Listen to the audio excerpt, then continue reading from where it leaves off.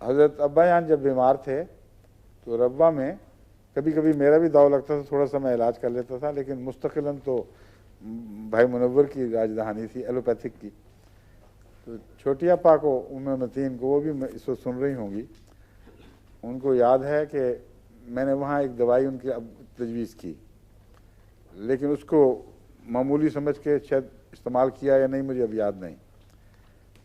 ابا جان یہاں انگلستان آئے 55 میں، اسی سفر میں بھی آیا تھا پہلی دفعہ، اور سر جان ایپلٹن تھا یا اس قسم کا کوئی نام تھا، جو کوئین کا فزیشین ہوا کرتا تھا، اس سے وقت لیا اور اس کو کافی فیس بھی دی گئی. اس نے جو نسخہ، جو پوٹینسی دی، وہ میں نے ہی وہی تھی جو میں نے ربا میں دیا تھا نسخہ، اور اسی پوٹینسی میں.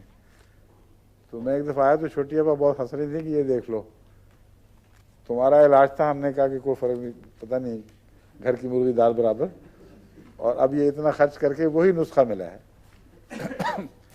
تو ہومیوپیتھک تک بازی نہیں ہے. اگر آپ سائنٹیفک علاج کریں گے تو ہر جگہ کا ڈاکٹر وہی علاج تجویز کرے گا.